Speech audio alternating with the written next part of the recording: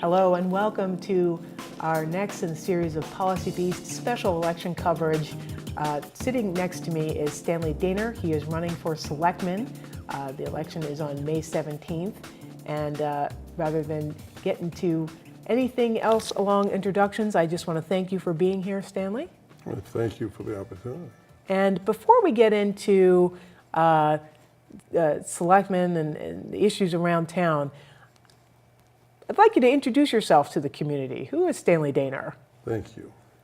Well, Stanley Daner is a resident, 20 years now, in Arrowhead Circle, which is a condo association. I'm an electrical engineer from Northeastern, married to a lovely lady, Judith Daner, who is a master crafts person. And a very, very talented lady. I don't know how I got her, but I won the prize. I have, in my background at Northeastern, I syndicated some real estate with some New York people and ran 36 apartments. And that was while I was in college still. Oh, wow. But I did go to college after the Korean War. I was a Korean vet. I'm a Korean vet as well. So I've done some public things. I'm on the ZBA. I was the chair of the ZBA. But with the 40Bs, it's better to have an attorney be the chair of the ZBA right now. So Phil Jack, who is a very competent attorney, is the chair and I'm the vice chair. And I was the chairman of the trustees at Arrowhead Circle at, it's called Starlight Village. It's one of 4 condos across the street from here, in fact. Oh. And I am the vice chair of the ZBA because you serve so many years and then other people want a chance. So there's another guy right now that's a very competent guy that's the chair. So, and during that period, I was very vocal in fighting for a light over here at the corner of Algonquin and 126. And I understand that that's been approved now.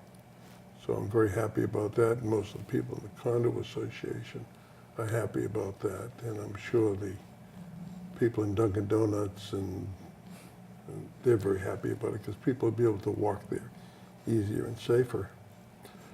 So I had a company that I ran. I started it. It was an engineering company, engineering-related products. We did applications engineering and sales in all of the 6 New England states, all of New York State, Pennsylvania, eastern part of Pennsylvania, and down to Fredericksville in Maryland and Delaware. And I had that company for 38 years, and I recently retired. And that industry has changed. Rep businesses are not very saleable, so I just closed it down and retired.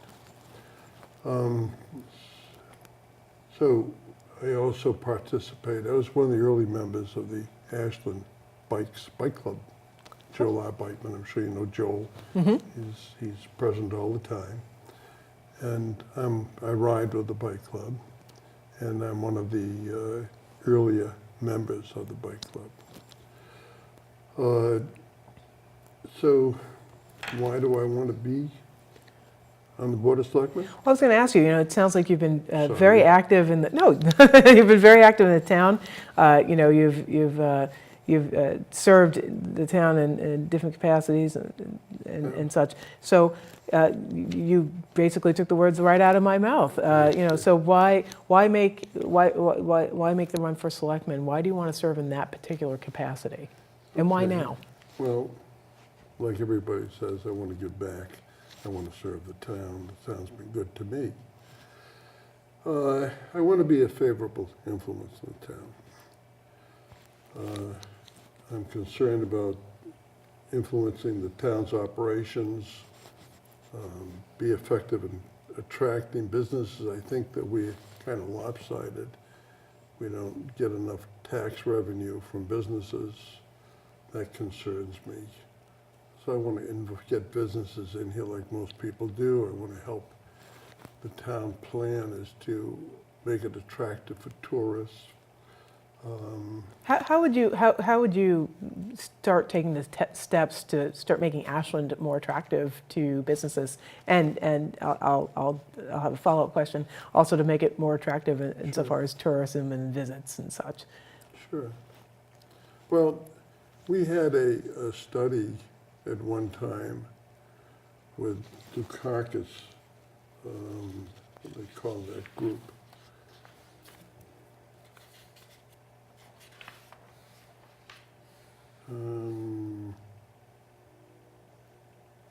I think it was the EDSTAT, the Economic Development Self-Assessment Trust.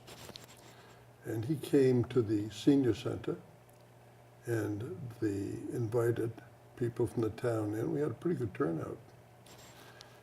And they assessed us and did a report, and everybody made suggestions as to what they thought they would like the town to look like. Mm-hmm. And those were listed and enumerated, and the ones with the most popular went to the top of the list. Mm-hmm. And they had some very interesting things to say about us. And one of the things was that our tax production for our populace is not high enough. And they gave the town a plan, but the town doesn't seem to have followed through with that plan. So I'd like to see that. And the report exists. They can go get the report. I think making the town more attractive by encouraging the town green is one thing we can do. Mm-hmm. I think we can enhance the website. Well, I guess that's how do we get there? Yeah. And the how do we get there would be, I think we could do it on the ground. I think we can select people or get volunteers to be maybe block captains and to be in charge of getting the word out in some small number of addresses for each block captain. And I think that would help get the word out. I think that we could actually get down to door to door if we have that kind of a structure of apprising, just communicating to the populace better than we've been doing in the past. We had a good turnout at town meeting because the override's on the table, but we don't always have the same great turnout. So it takes some advertising, some promotion. So you're looking for more citizen engagement in the governing process here in the town, and that's something that you're interested in, and that's something as selectmen you'd put a lot of energy towards. Yeah. Okay. I've been in sales. I've done promotions, and I'd like to bring some of that talent to bear here too. And there are other things in the town too. First of all, we could have more emails from the town. We could have coffee clutches. We could go door to door, and include each neighbor, and so on. So we can appoint a committee to get more public feedback and to run this kind of a program.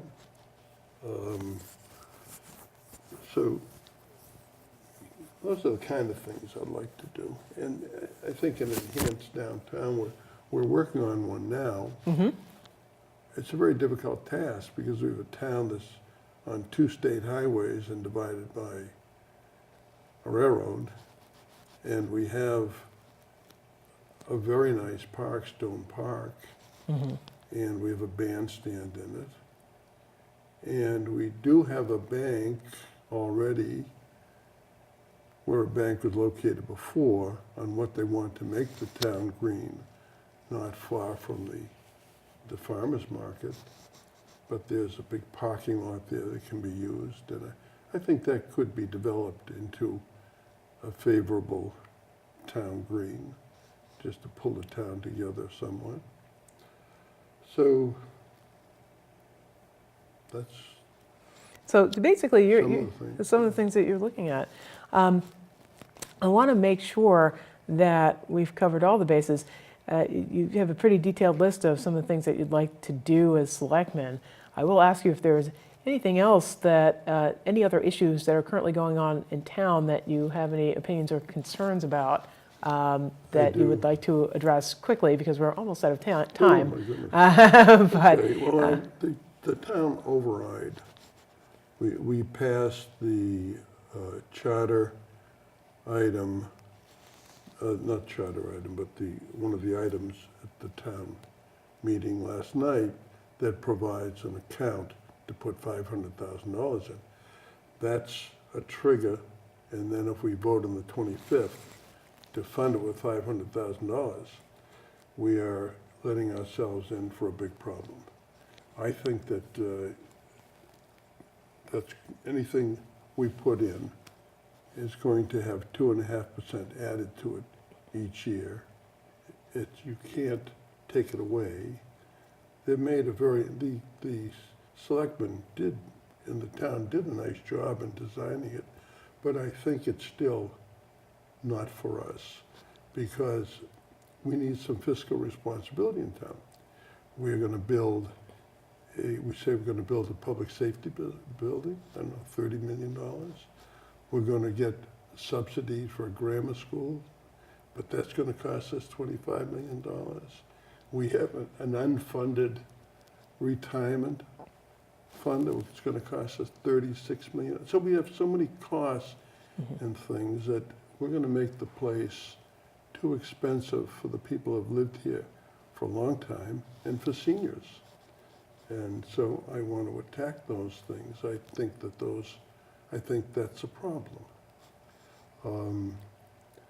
So I think the condo dwellers should have more representation too. Right across the street from you, there are like 300, 400 families living in condos.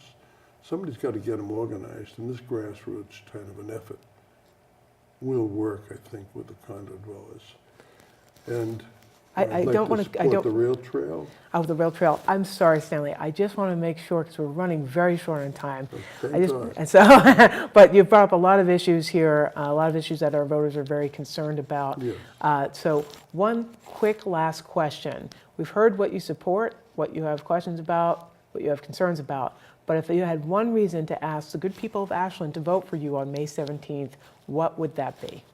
Because of my experience in managing programs in business, and my experience in the town, and my enthusiasm, and the fact that I don't have to worry about running for higher office. I'm not young enough anymore. Stanley, thank you so much for joining us here on our election special on WACA, and thank you for joining us as well.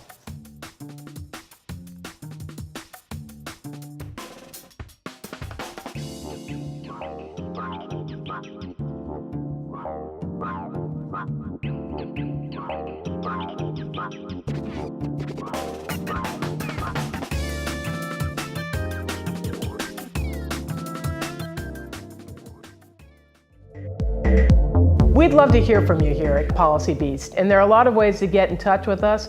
You can follow us on Twitter at POLICYBEASTTV. We have a Facebook fan page. Look us up on Facebook. You can also email us at policybeasttv@gmail.com. So many ways to get in touch, and we'd love to hear from you, and we'd love to hear about any kind of show ideas or any kind of topics that you'd like us to dive deep into.